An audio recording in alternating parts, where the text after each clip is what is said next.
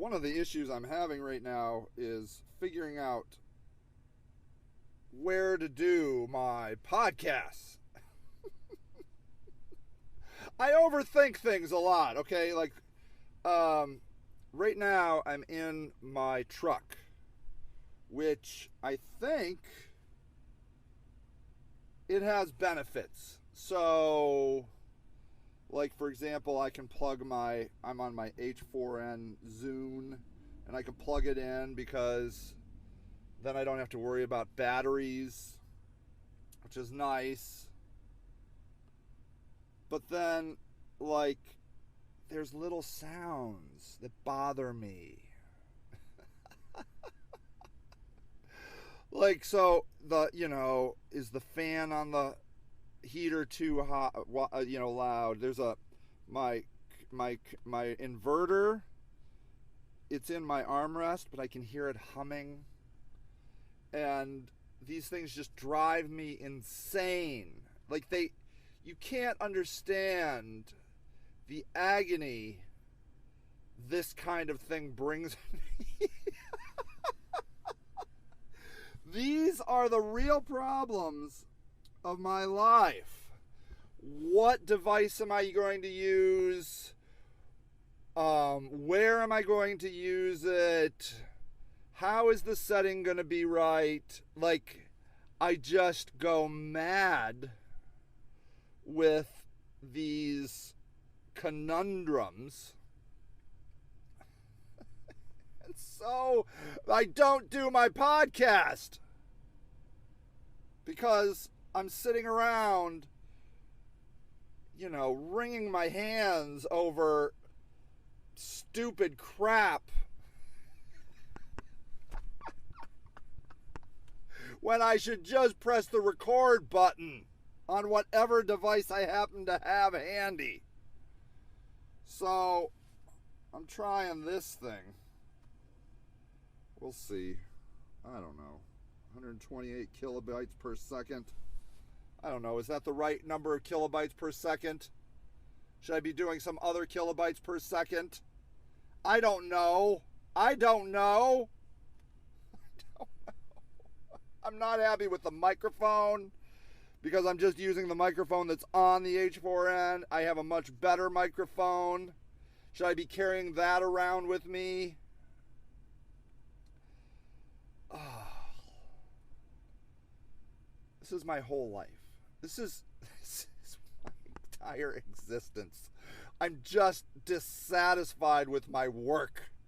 Like it's weird because I'm very, very, very blessed about how thankful I am for my family life, and I'm not lying about that. I'm not pretending about that. My personal life, I am so content. In fact, my personal life was so good early on that I was caught in kind of a desert of what to do next in my life when I was younger, like probably in my 20s, late 20s, I guess. Maybe, I don't know, right when I got married, because I was just so happy. I'm like, this is it. I did it. I've done everything I need to do. And then I'm like, okay, Sage, you got a few more years on this planet. I'm glad you're happy with your marriage, but you're really gonna need to do something else with your life. And then I spent the next 3 decades or 2 decades, taking off my coat, taking it off, being annoyed and upset about all the rest of my work. Everything just annoys me. I'm just annoyed constantly with my work. But honestly, like my family life, my marriage and my kid now, like, it's just heaven on earth. You just walk in that door and you're like, whoosh. I mean, I'm not saying we don't have like our little conflicts every once in a while, but they're not just a constant torment of agony and dissatisfying existence like my career. I just am always in my head so much better than who I really am in real life. It's a very God. So anyways, I'm here in my truck with buzzes and cars and hums and not the right microphone. I don't even know if I'm on the right kilobytes per second. But whatever, you just have to plow through it. It's truly a symbol of my life on Earth. I'm just like, then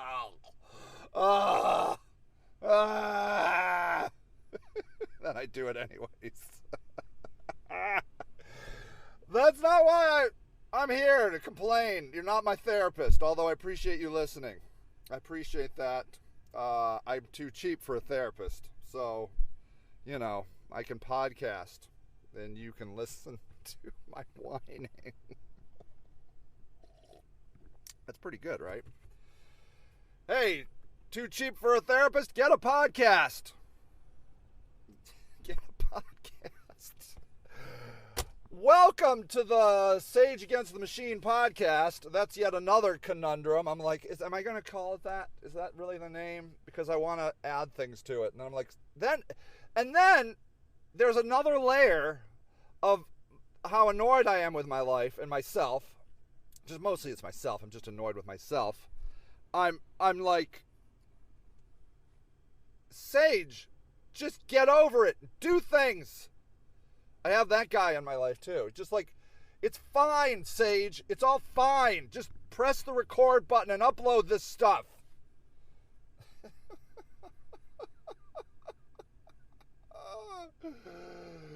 Anyways.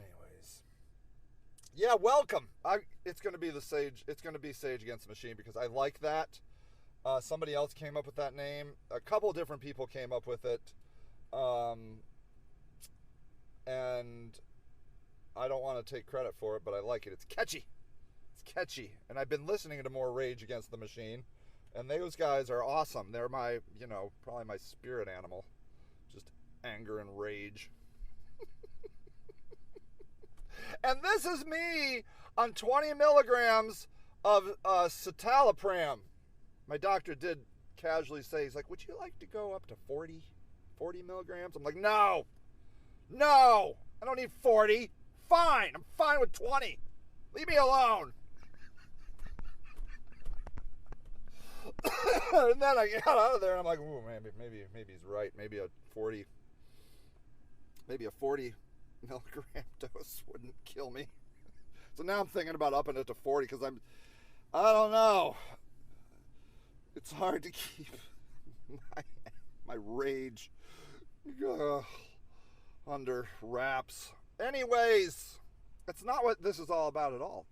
I have an agenda for this podcast, and that was not it. That was just the intro.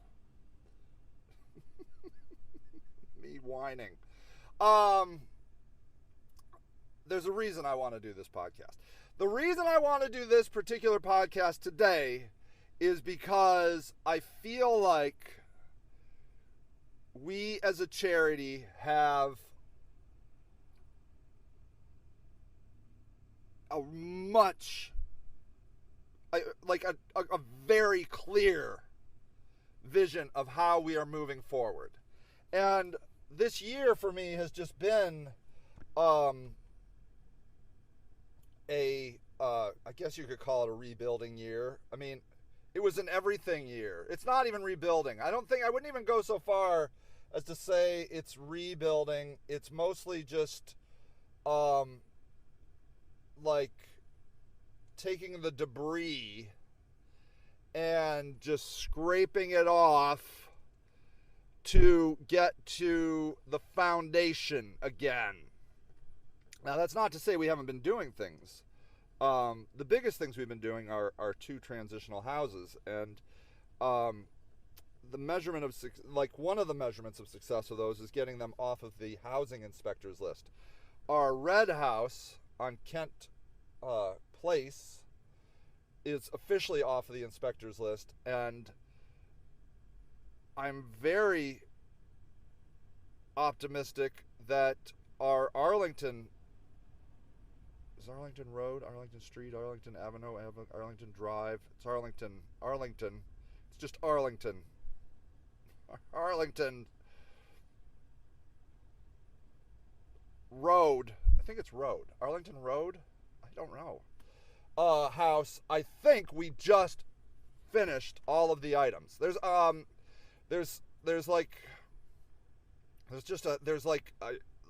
some logistical stuff I have to do with a plumber, and that's possible we can get that on the schedule this week, and then I think I'm done. And when I say I'm done, I mean they did it all. Anything that could be done without a licensed whatever was done by homeless people.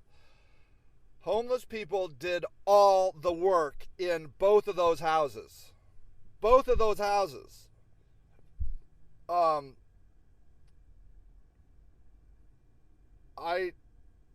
getting to a point where I'm forgetting what stereotypes of homelessness are, but I'm pretty sure most people think homeless people are just worthless pieces of crap. I'm pretty sure that's it. Like, if I were to,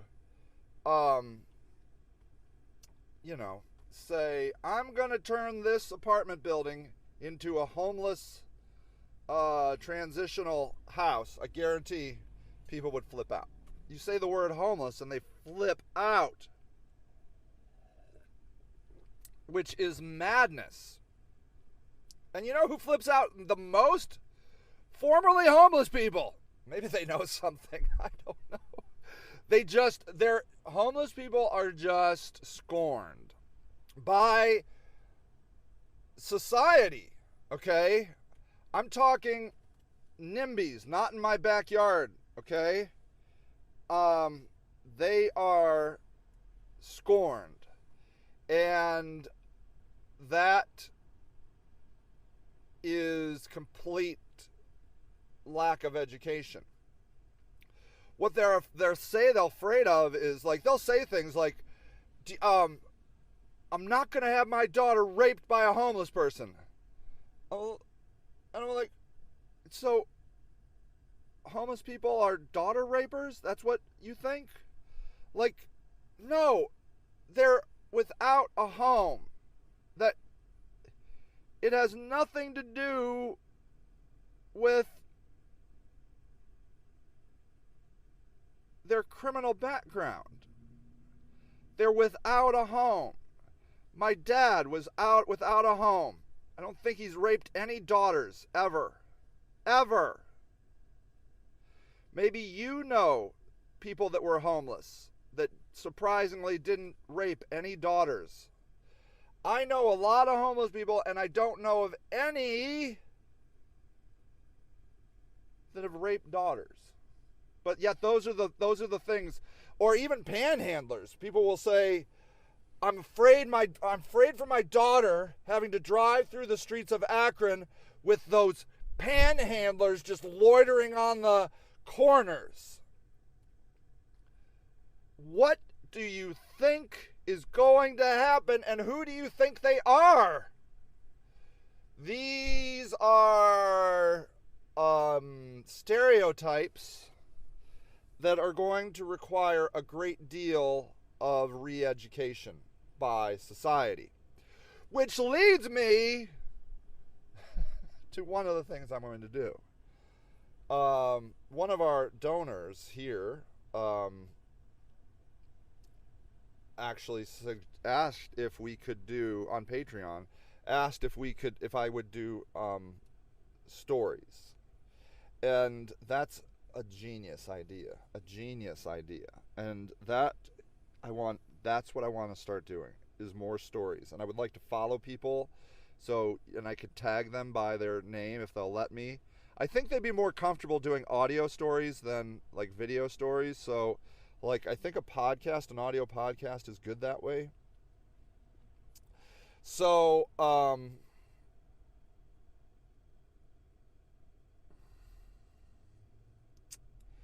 So that's very interesting to me. But it all boils down to what we are as a charity. And we have retooled our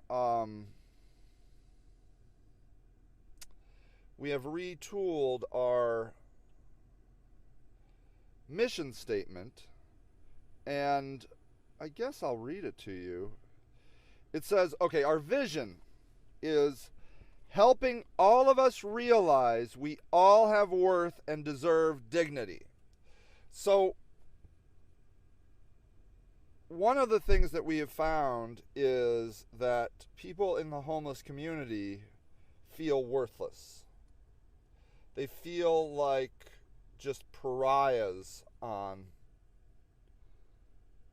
the system, just parasites, just hanging on, eating the scraps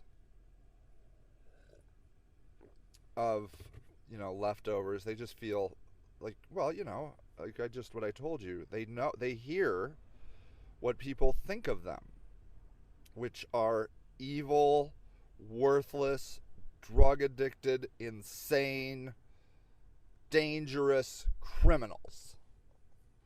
Like, I don't know if you think you're just saying those words without them hearing them, but they're hearing them. And they're internalizing them, and it's making it worse. I'm not talking to you. I'm talking about the collective you.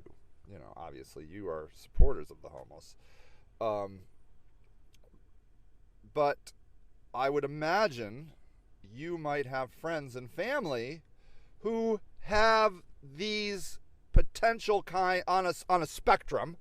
They have on this spectrum something like that, those thoughts, like, panhandlers are just gaming the system. They go home to their big fancy houses. They're just making tons of money. Homeless people are just lazy, no good losers. And what we all have to do, a big part of solving homelessness, is changing these stereotypes. And so, sometimes people ask, well, what can you do? And one of the things that you can do is you can share the reality, and I need to help you with that reality, you see.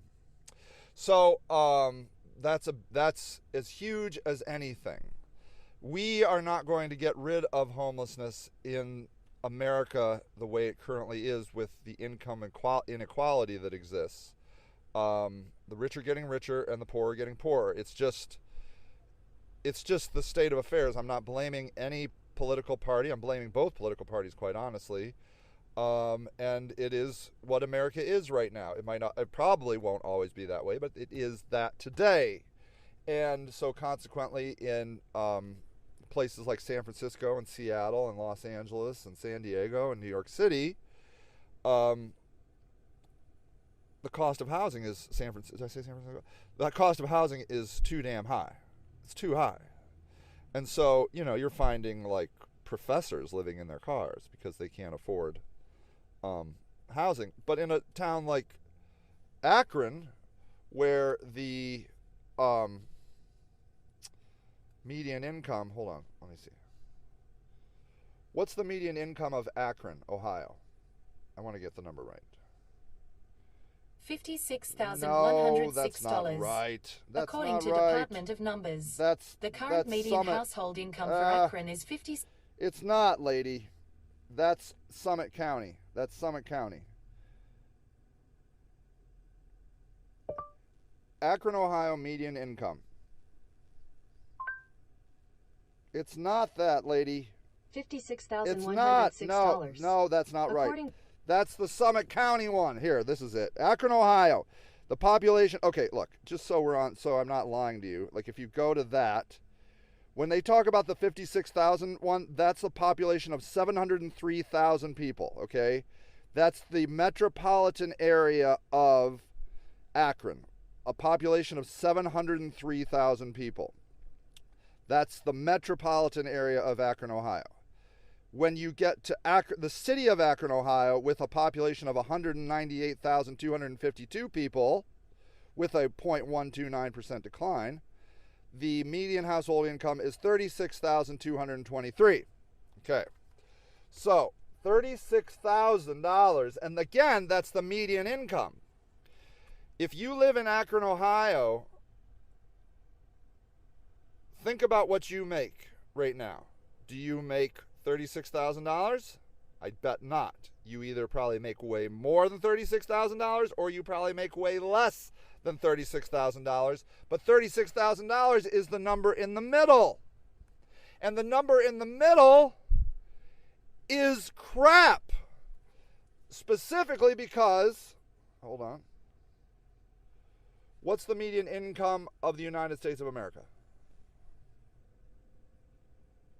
According to the balance, the mean income per capita was $48,150. Okay, the real Census Bureau reports those in the current population survey, table PINC01.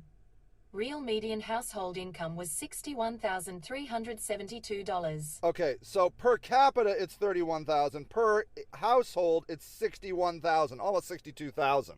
Okay, so if you imagine what we are, $36,000 in Akron, $62,000 in the United States, that should give you a feel for where we are as a city. We're poor as dirt. We're poor as dirt. And that's fine. That's fine. It is who we are. And that's how you first start with anything. You're like, it's fine, we're poor. You never, ever, ever, ever are going to change anything by walking in and being like, this sucks. You people all here, you suck. You make way too less money. You need to make more money. Go back to school. Go away. Go do something. Stop ruining my numbers. I need a higher number. And you're ruining it, all you really dirt poor people that are making like $750 a month on Social Security.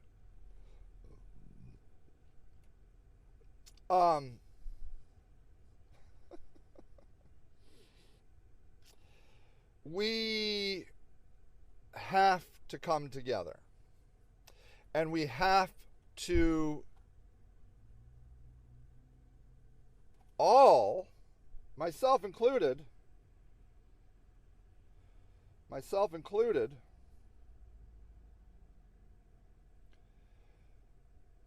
we have to find our own dignity. Hold on. We have to we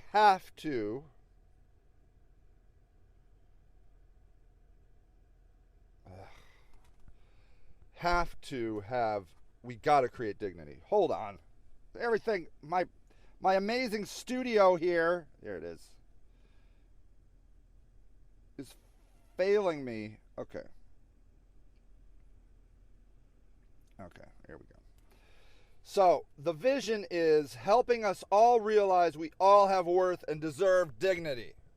We will never, ever, ever solve anything until we all realize that we have worth and deserve dignity.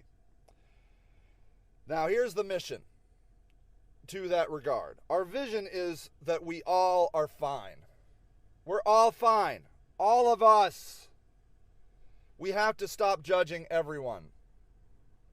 We are never going to solve the problems in America by judging people out of it. We're never going to do it. Our mission. We recognize the worth and dignity of the homeless population. That's step one. That as a charity, we look at homeless people and be like, oh, yeah, they've got worth. They deserve dignity. Because look at them. Look at the house that they repaired. Look at the trash they clean up. Look at the scrapping that they do, taking metal out of our landfills and taking it over to the scrapyard. They're some of the great conservationists of America. They're going through taking all this metal that people are just going to throw away, and they take it to the scrapyard and they make money. I wish that we could do that with glass. That would be amazing. If literally, if we could pay homeless people to collect plastic, I really believe we would end the plastic epidemic in America. That, you know, they would do it all day, every day. All day, every day. So anyways, that's the step one. We recognize the worth and dignity of the homeless population. Step two, we help reaffirm the worth and dignity of houseless people through work and community. That's how you do it. That's how you develop worth and dignity, through community and work. So our community is the thing that we learned the most with our tent village.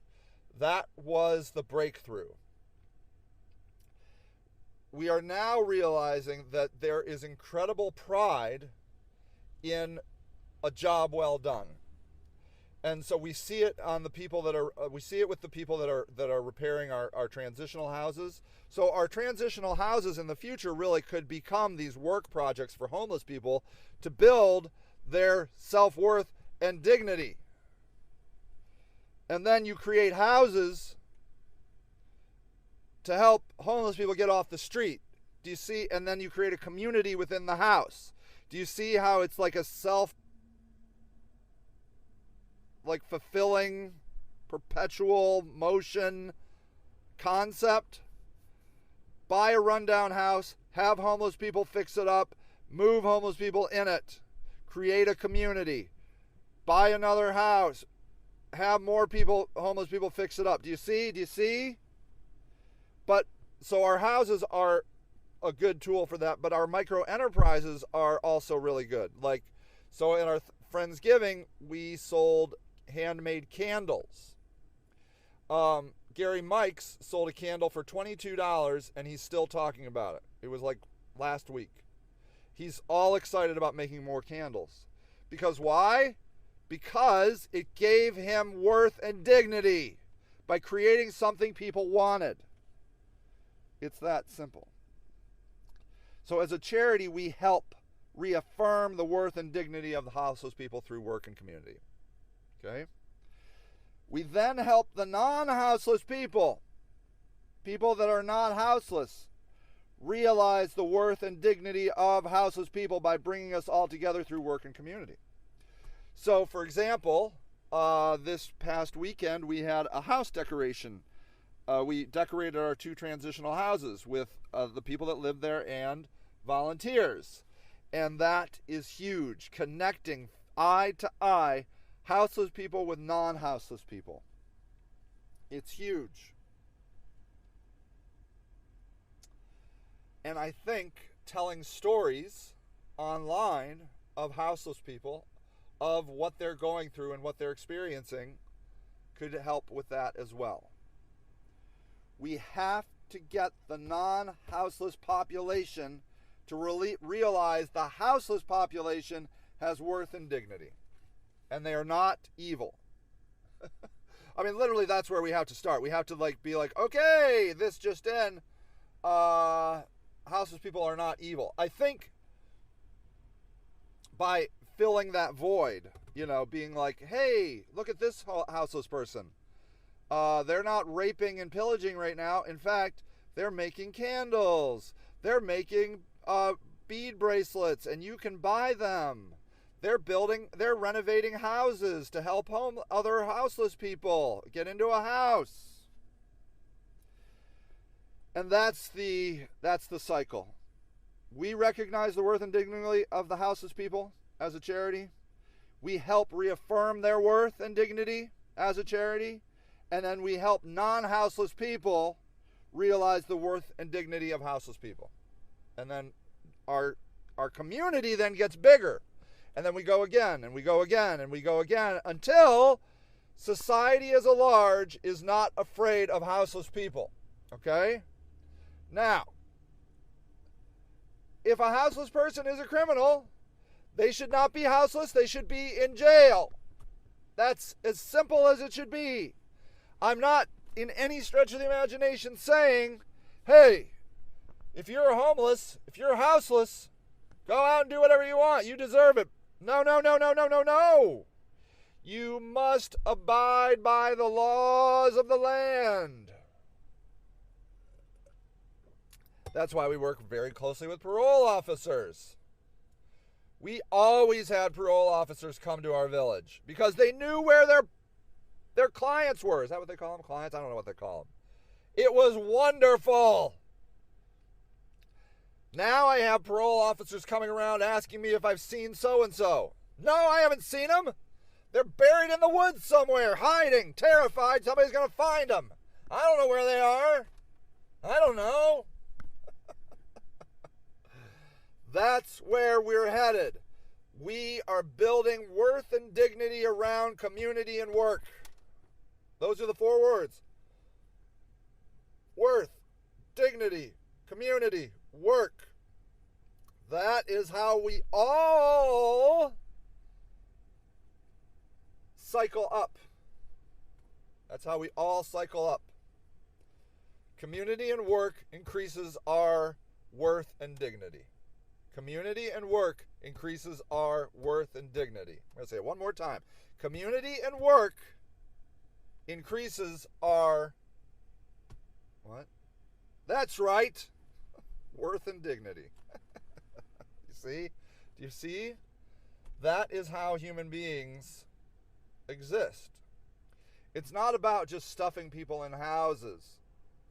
It is about treating the condition of homelessness, which is usually brought on by a catastrophic loss of family and a lifelong series of seriously traumatic events, and then propagated by a continual loss of family and more traumatic events on the street.